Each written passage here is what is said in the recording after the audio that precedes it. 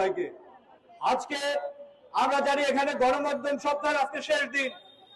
আজকে সাংবাদিকদের দাবি আদায়ের জন্য আজকে বিভিন্ন জায়গায় মানববন্ধন করতে হয়, সাংবাদিক নির্যাতনের প্রতিবাদ করতে হয়, অথচ এই সাংবাদিকদেরকে বলা হয় জাতির আয়না, জাতির চতুর্থ স্তম্ভ।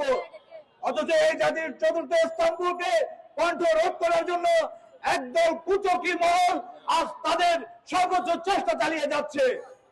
আপনারা সংবাদ সম্মেলন করেন, প্রেস ব্রিফিং করেন, এমপি মন্ত্রীরা, প্রধানমন্ত্রী সহ যে সকল কার্যক্রম আপনারা করেন সেগুলো কিন্তু সাংবাদিকরাই সারা বাংলাদেশের মানুষের কাছে পৌঁছায়। অথচ আজ তাদের কণ্ঠকে আপনারা রোধ করতে চেষ্টা করছেন।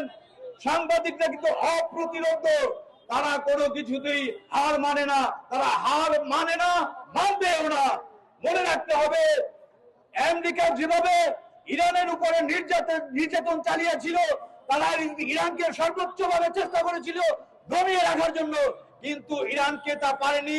তারা প্রতিবাদ স্বরূপ রক্ষাত্মক ভূমিতে তারা তাদের দেশকে রক্ষা করেছিলেন।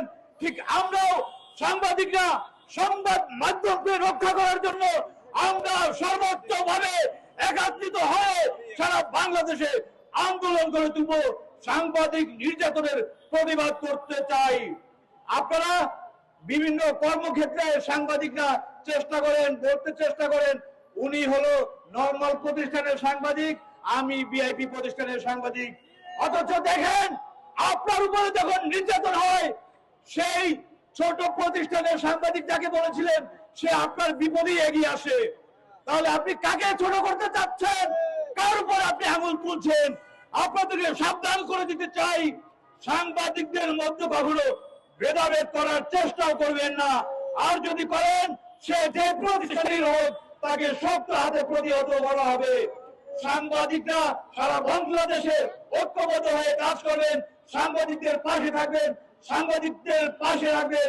একটা কথা বলতে চাই, শুদ্ধাচার শিষ্টাচার করলে সবাই চেষ্টা এগিয়ে যেত দেশটা। আর একটা কথা মনে রাখবেন, আপনাদেরকে বলছি, সকলে মনে রাখবেন, একা হলে ব্যক্তি আর সঙ্গে এলেই শক্তি। আমরা কোথাও একা কোনো কাজ করব না, সাংবাদিকদের নিয়ে, সাংবাদিকদের সহযোগিতা নিয়ে আমরা দেশকে এগিয়ে নিয়ে যাব।